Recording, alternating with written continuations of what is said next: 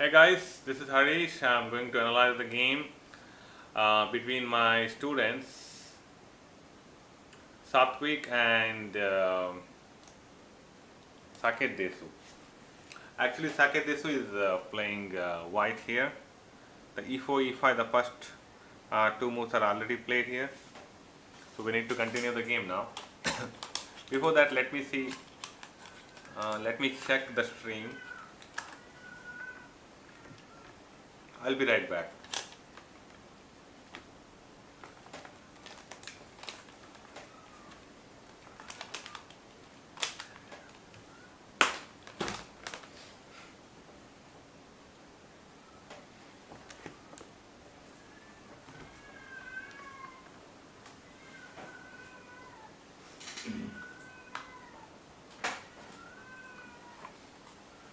Okay, e4, e5 is played here, and knight f3 is the next move, and the black played d6. This is the Philidas defense, and now I think usually the white can play pawn to d4.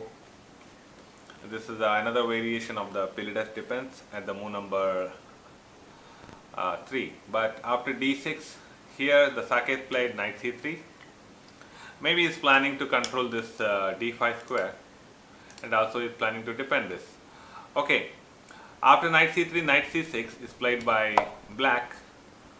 After this, white played bishop b5, creating a pin on the knight on c6. There is a pin now because knight cannot move anywhere.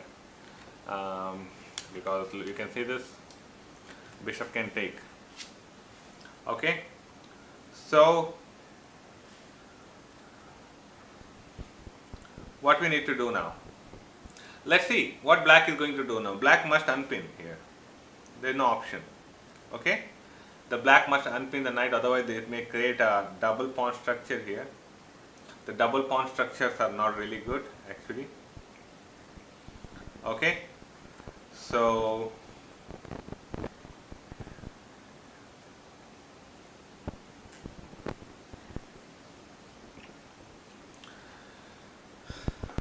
bishop d7 is played by black here.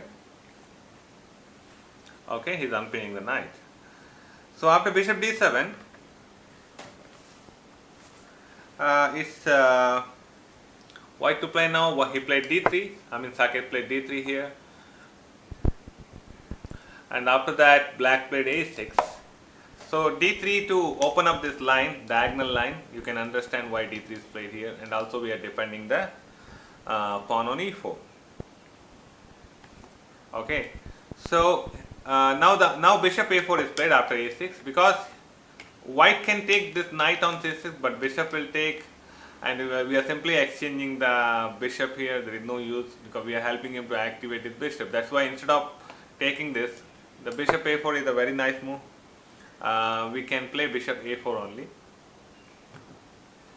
Okay, after bishop a4, black played knight f6. Then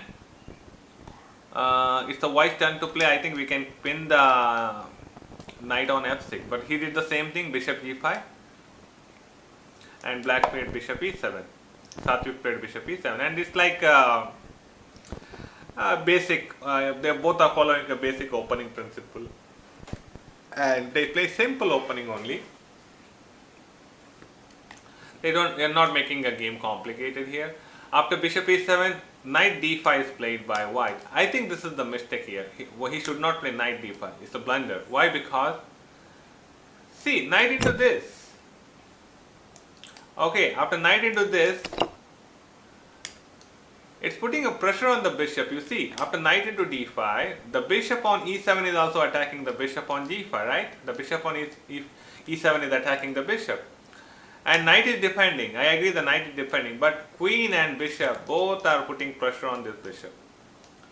So knight d5 is a mistake. It's a blunder. He should not play knight d5 here. After knight d5, what happens? It's gone. It's a blunder. Knight into d5. Simple. And you see the bishop is also under attack. The black is threatening bishop into g5.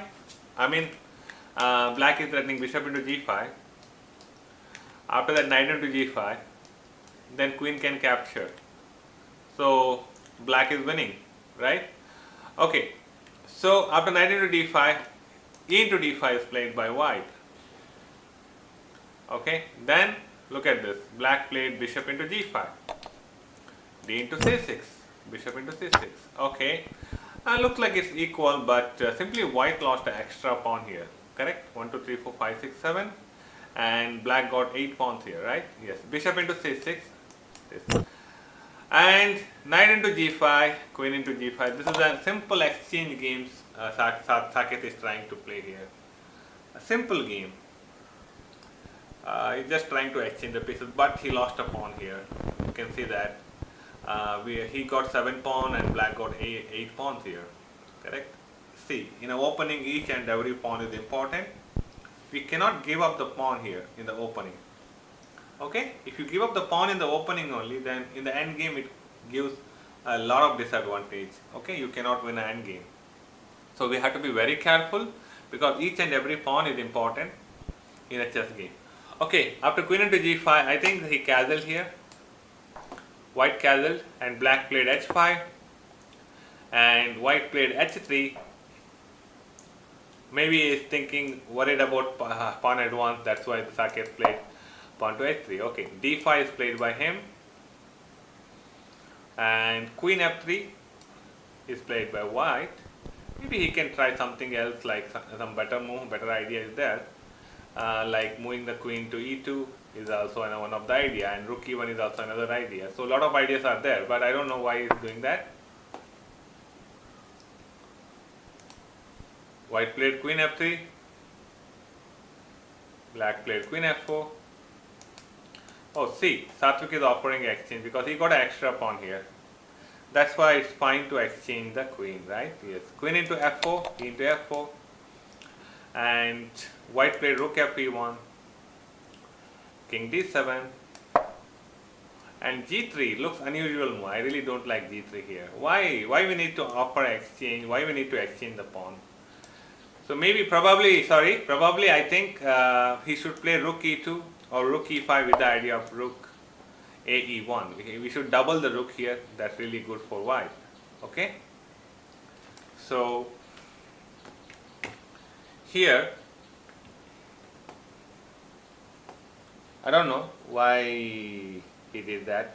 Okay, after rook e1, black played king d7 and white played g3. G3 is not a really great idea, but white's plan is to advance the king later after exchanging the pawn. Okay, f into g3, rook ae8, see.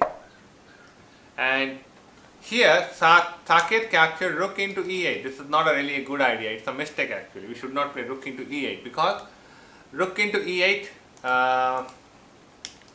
will help the black to take a control on the e5. Okay, that's why rook into e8 we should not do, because the black can move the rook to e8 and he can take a control on the open file. So we can't bring our rook to e1 because we don't have any support on the e1. Look at this, rook into e8, and we can't bring our rook. So black is having an advantage. He's having a command on this position. So black can bring the rook to e2 and attack the c2, and he's really having a nice position. Okay, so that's why we should not exchange the rook here. We should not give up the open file. Open files are very important. The center is also very important, and not only open file, it's a center file. We should not give up. Okay, so king f2 is played. Maybe white's idea is to move the rook to e1 and exchange the rooks. But if you exchange the rook, you can count down the number of pawns. You have only 6 pawns. He got 7 pawns, but one double pawns are there. Sorry, one double pawn is here. He also got a double pawn structure, but still he got an extra pawn, right? So he can manage this position. Guys, subscribe to my channel, Chess Wizard channel. You can subscribe to my channel. Subscribe to Chess Wizard, and you will get new updates, new videos is coming up here. Okay, after king f2, black played king d6. Okay, he's like trying to move the king forward. Okay, now b3 is played by white, king c5. Very interesting. So now we should not play c4 here. I don't know. c3 is better. At least c3 is preventing black king from entering into white's position actually. But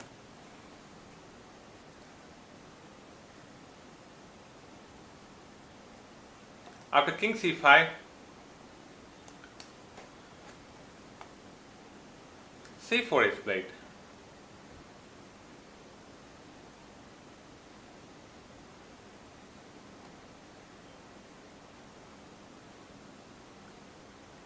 And king d4 is played by black.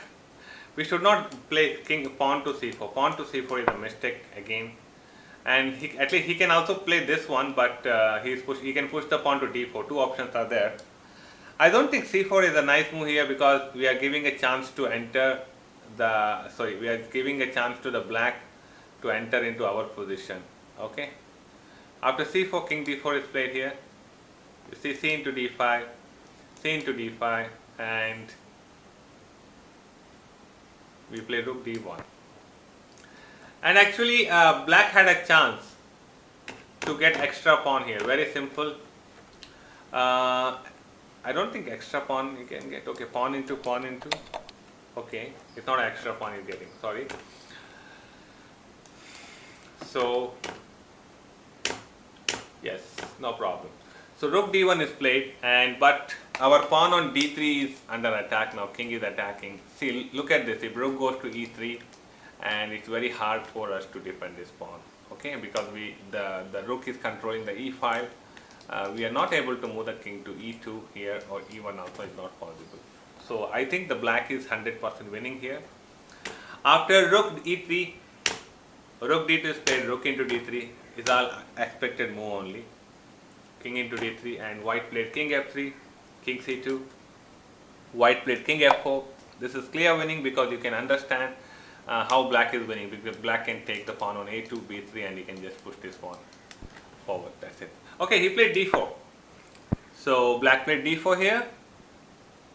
So after this, I don't see any defense against pawn promotion here because black king is already here. He can easily promote the pawn in 3 move. King e4 also not going to help. Okay, king g5 is trying. I don't know what is the idea of king g5 because we cannot take this pawn also because he can just push the pawn to g6. d3. Okay, king into h5. d2, queen. Sorry, d2. Okay, d2, g4. d1 is equal to queen now. h4. Nothing will happen. We can just keep